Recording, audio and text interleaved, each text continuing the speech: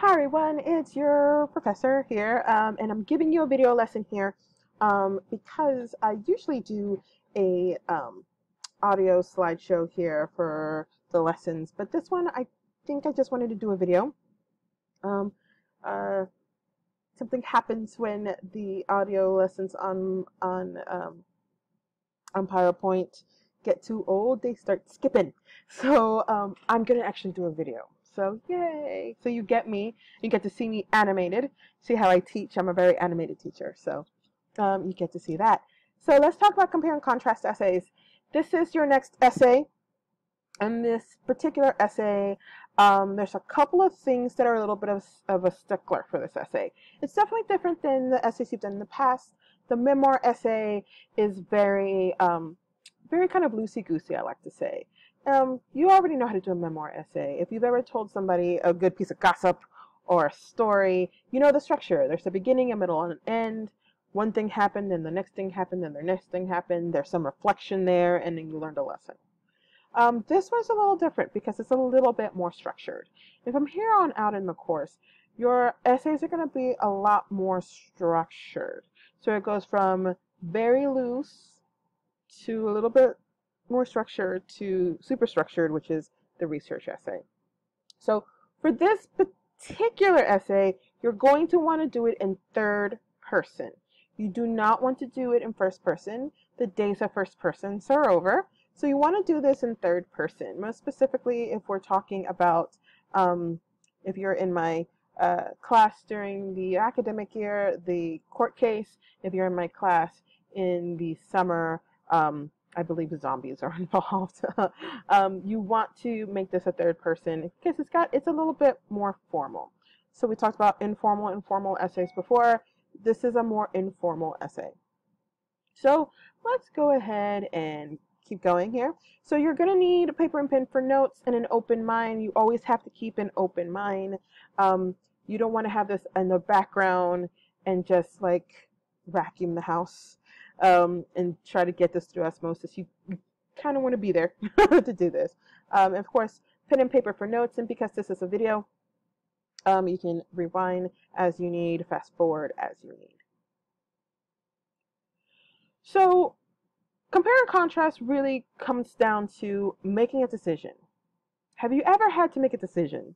You may have had to make a decision between two cars that are similar in some way, shape, or form, and kind of decided on what to buy based on maybe things like cost or gas mileage, right? Maybe you decide, oh, I want to go eat at Saltgrass or Longhorn Steakhouse. I have a lot of food examples because I love food.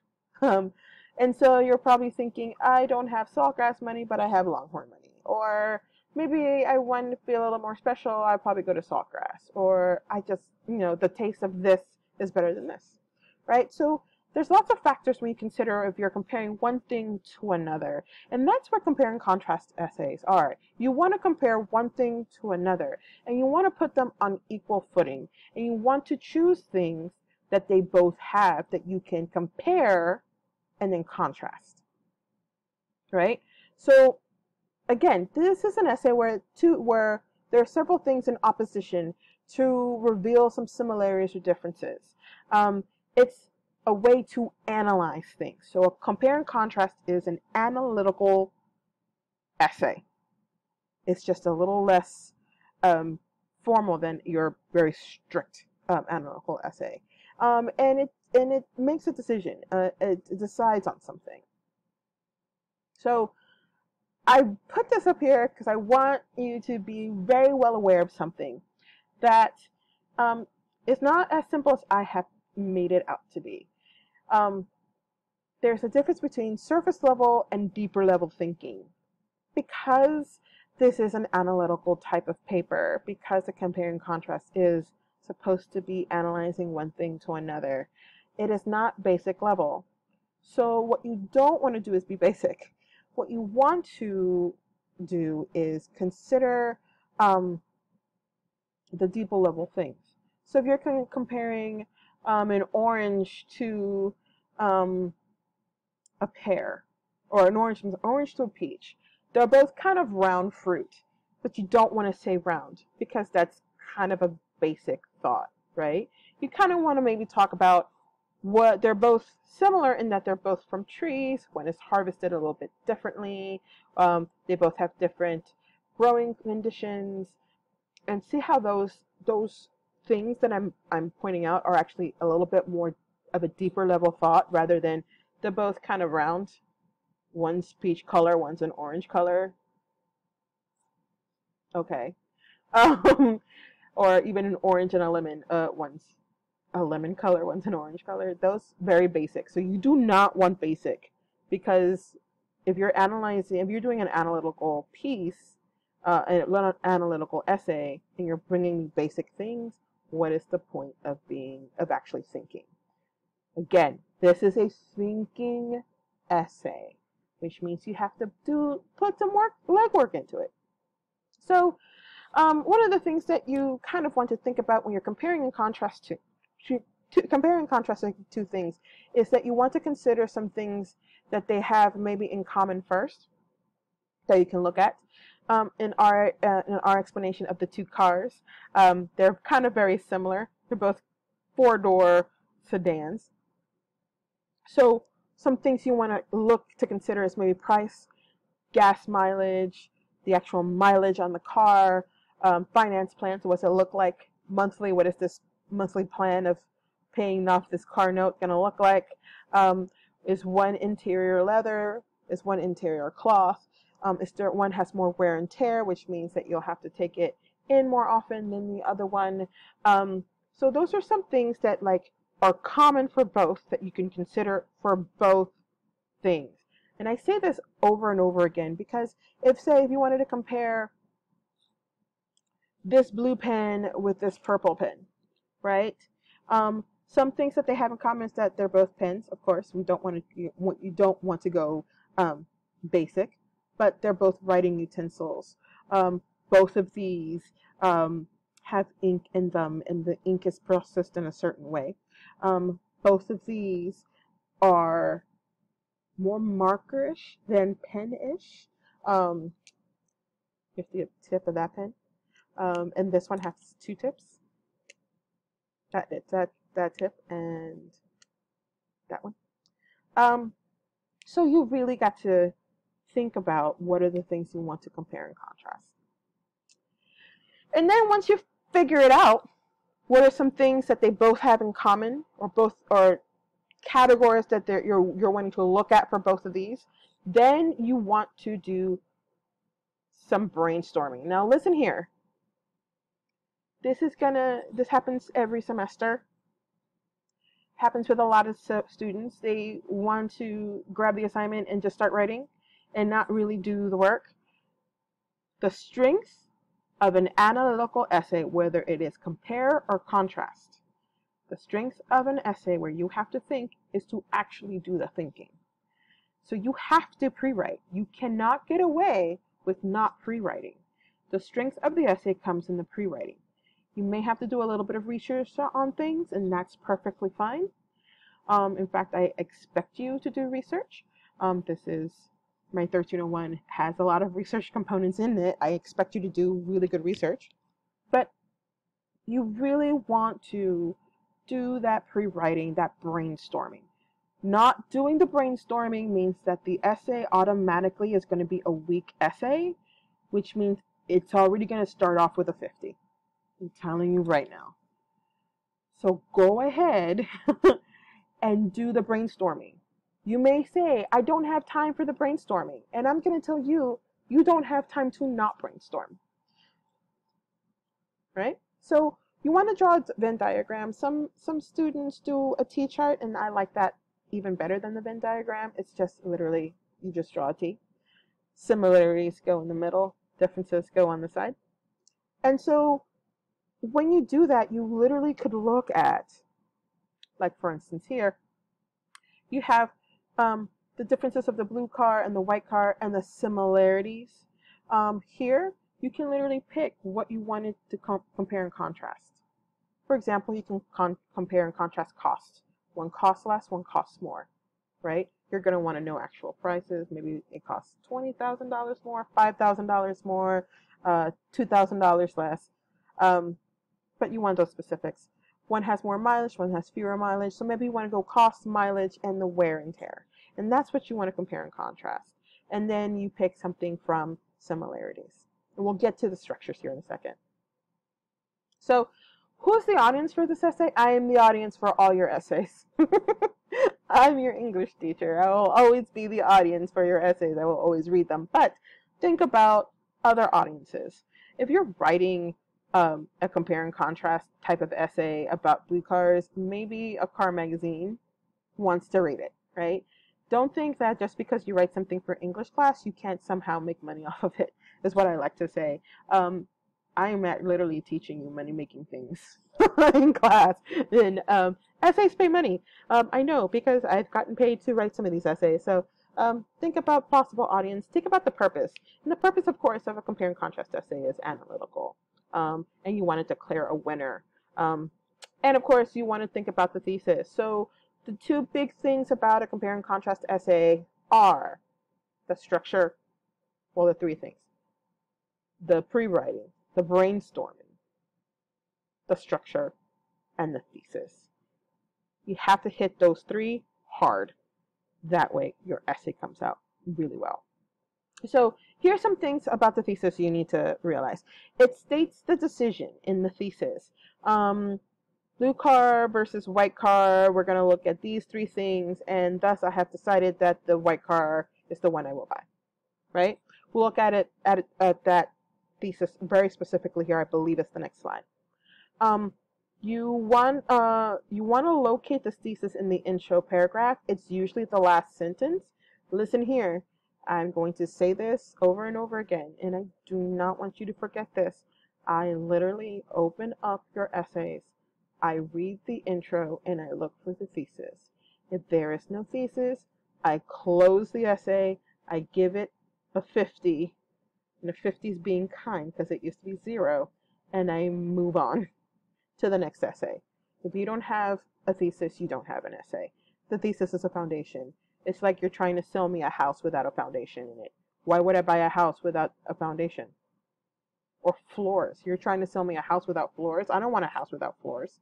Same basic concept. So yeah, without a thesis, there's no essay.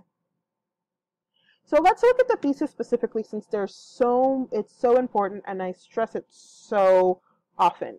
Like I said, it declares a winner. It says why that thing is winning, and it takes the other point into account. So let's talk about the blue car versus white car example we have going on here. So let's say we're making a decision, and we decide that the blue car is a winner, right? We've done the pre-writing or the brainstorming. We did our Venn diagram. We looked at what they had that was similar and what it was different, and we decided that the blue car is going to win for specific reasons. So we're going to write this thesis, and so we're going to say, despite both cars being similar, and they are, one's a hatchback, one's a 4-door sedan, but they both have 4 doors. Same model, same make. I know, I just happen to know. We decide that the blue car is the best choice because it gets better gas mileage. The car payments are affordable, and it has fewer miles. You see how we've taken 3 things, and those 3 things help us make a decision about who is the winner of this, right? So we've declared a winner. We've said why they're the winner, and we take the other point into account. The other point into account in this example of the thesis is that both cars are similar. Even though they're similar, this wins. And it wins because of this, this, and this, right? You want 3 things.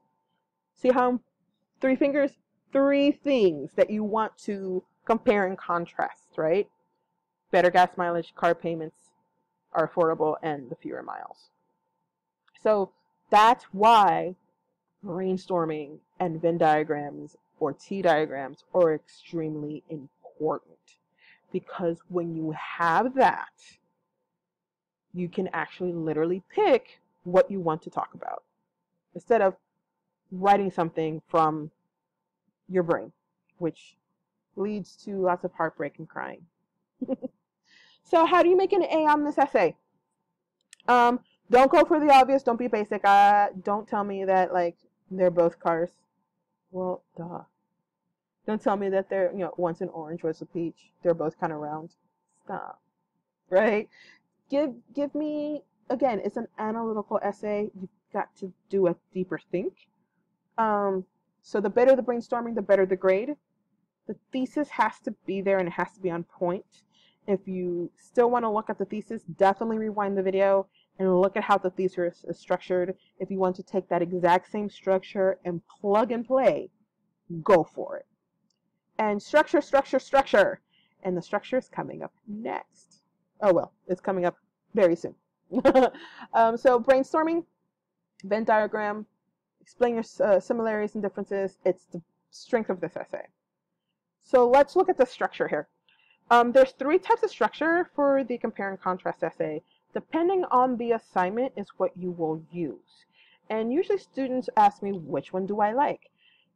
I can't say which one I like because I don't know what your assignment is or I don't know what you want to say. Again, do your brainstorming, figure out what you're going to say, then pick a structure. Don't go in picking a structure saying, I'm just going to do this because it's got the fewest amount of paragraphs. No, you may need like an extra paragraph based on the structure and what you want to say. So structure 1 is the one side at a time, right? So based on our thesis, and let me go back and let me let you look at the thesis again. Again, the thesis is right here. Despite both cars being similar, the blue car is the best choice because it gets better gas mileage, car payments are affordable, and has fewer miles. So those are the 3 things we are looking at. We are not looking at anything else. We're not looking at interior. We're not looking at tires. We're not looking at wear and tear under the hood. We're looking at 3 things. Okay? So we're limiting it to 3 things. So with those 3 things, we know that we're going to talk about the white car first, and we're going to talk about gas mileage, car payments, and miles. Right? So that's the first subject, subject A, point 1, 2, 3. Then after we're done with that paragraph, and that's an entire paragraph, we're going to go with the blue car and explain gas mileage, car payments, and miles. Subject B, points 1, 2, 3. Now, I also want you to notice that the 3 things that we're talking about are in the same order. See how we go gas mileage, car payments, and miles on the white car, but we don't go mileage, gas mileage, car payments? You want to put them in the same order because just the structure of this particular structure, comparison, contrast, gas mileage, from white car to blue car this way, car payments, mileage, mileage. See how that works? So everything that says white car for subject A, that's all 1 paragraph. Everything that says blue car, subject B, is 1 paragraph. You'll have the introductory paragraph, and I'm going to tell you right now, your introductory paragraph is more than 1 sentence, and it's not just your thesis sentence. And you have your conclusion. And this is a 4-paragraph structure. Okay? Let's go to the next one. The next one is the point by point, right? So instead of going all about the white car, all about the blue car, you're actually going to switch it, and you're going to talk about those 3 things. So that means those 3 separate paragraphs. So there's 3 body paragraphs. So you have gas mileage is first, and you're going to talk about gas mileage with the blue car, then the white car. So subject A, point 1, subject B, point 1. Then you'll talk about the car payments. Blue car, white car. Then you'll talk about the miles. Blue car, white car. And that's it. Again, notice the structure. I'm always going blue car first and then white car in these paragraphs, right? I'm not switching it up. I'm not saying blue car, then white car under gas mileage, and then switch it up to white car, then blue car. Do not do that because the structure itself is doing the compare and contrasting for you. So when you take it out of sequence, you switch it up, you're not really comparing and contrasting, you just messed up your structure, right? Remember I said structure is one of those things you need to look for or need to hit hard on this essay. Thesis, structure, and the brainstorming, right? So we're on structure here. And so each one of these things, right, each one of these subjects, or points I should say, is a paragraph. So this particular structure has 3 paragraphs. Again, you will have an intro and you will have a conclusion. Your intro has your thesis as the last sentence, and it's more than one sentence. Don't just give me a thesis and then move on. Literally introduce things. Give me the thesis at the last sentence of the intro, and then you have 3 body paragraphs and then a conclusion. And the last one is a combo. This one is a little tricky, but some students tend to like this, and the students who like this do really well with this structure, and I really like it. So I want you to notice a couple of things with the structure. We're talking about 3 things: gas mileage, car payment, and miles. Your thesis still stays the same, but it brings in a 4th thing that they both have in common, which is the warranty.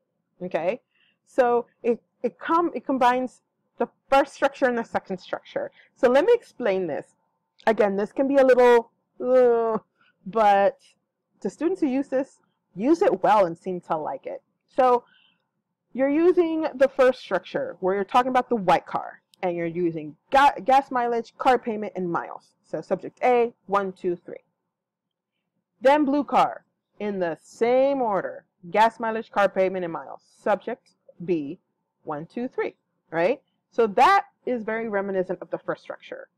But here's where it flips. It brings in one more thing to compare.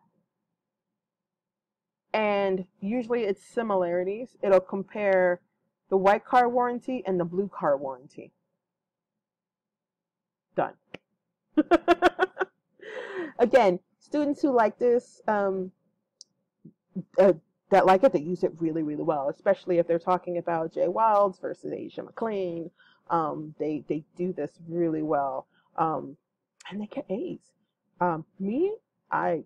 This is a lot for me as a writer, but this actually works pretty well when it's executed well. So really what you want to do here, and I keep pointing to the screen like you can see me, but this is structure 1, and then this is structure 2. So if you are comparing here, you're contrasting the bottom 2 paragraphs here. If you are contrasting here, you're comparing these 2. Yeah, that's pretty much how that goes. Okay, so you're probably wondering how to transition from one thought to another, how to compare from one thing to another. So there are some keywords here. You can actually Google this if you. I'm actually about to switch books for my 1301. So if you still have Writing Today, there's actually a long list of keywords for comparing that you could use. If you don't, if I've moved on from that book, there's probably some keywords in your online book, or not. You're welcome to use this. So if you're comparing one thing to another, you can use some of these transition words or these transition phrases to help you move from one thing to another. So for example, say let me go back here. Say you're doing the structure and you're talking about the white car. The white car has great gas mileage. Da, da, da, da, da. In addition, it has lower car payments, which means I can make my car payments better. And in addition, it has fewer miles, which means I probably don't have to deal with the garage for quite a while. Then you want to transition to the blue car, right? The next thing. Then you want to say, in the same way, maybe you're comparing, in the same way, the blue car does this, this, and this. Or similarly, the blue car has really good gas mileage, blah, blah, blah. See how that works? If you're contrasting, then these are some really good contrasting phrases and words. Say you're saying, similarly, the blue car has some really great gas mileage. However, the white car gas mileage is a little bit more, or a little bit less. however that works. So that's what you want to do. These actually are transition phrases, transition words. It gives a hint to the reader that, hey, you're switching thoughts here. And these are really good to have if you want to rewind the video to see them again, or if you want to do a Google search, you're welcome to do so. So, some things to consider. Transitions from one paragraph to another, you want to make those transitions smooth. So what I highly suggest is you focus on your transitions in your second draft. The first draft is the ugly draft. It's the draft where you just get it down. So just get it down. That comes directly from your brainstorming. Then you, on the second draft, you want to focus more on the words, making sure that like there are no fragments, because you know I hate fragments. Making sure that everything makes sense. Then you focus on your transitions from one paragraph or one thought to another. The conclusion is just as important as the introduction. Don't give me one sentence for a conclusion, because I'm going to be really mad. I'm going to mark it, and you're not going to be happy with what I'm going to say. The introduction is more than just the thesis. So again, don't just give me the thesis and the introduction. Literally write the introduction. In fact, this is what I suggest. Write the introduction last. Write the body paragraphs first, because that's the heart and the meat. Write the introduction, write the conclusion second to last, write the introduction first or last. That way you know what you're going to say and how you're introducing it. I think one of the things that students get caught up with is that they think that you have to start writing the essay from the introduction, and you don't always have to do that, because the introduction introduces the essay, and you don't know what you're going to say until you write it. So write the heart of the essay first. Write the conclusion so you know kind of like, oh, in conclusion, this is what I'm saying, right? And then write the intro first. And then consider the assignment. The point of view depends on what the assignment says. So if I'm giving you an assignment, usually for my compare and contrast essays, whether you're in summer or in fall, I want them in third person, because I want you to get the practice of writing in third person before the research paper happens.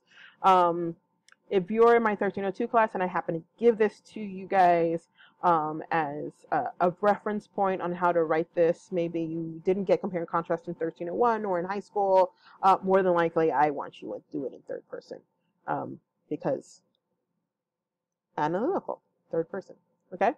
So that's it. That's the lesson. I hope this helped you guys a little bit on how to put this essay together. As always, I am available through email. Come visit me during my office hours. The office hours are in the syllabus. Or if you can't come to office hours and you just have to explain some stuff to me in more than just an email, please do not write a whole paragraph to me in an email, because I'm going to look at it and say, you really should just talk to me. We can do a web conference, or it's like Skype, except I send you a link and it's not open.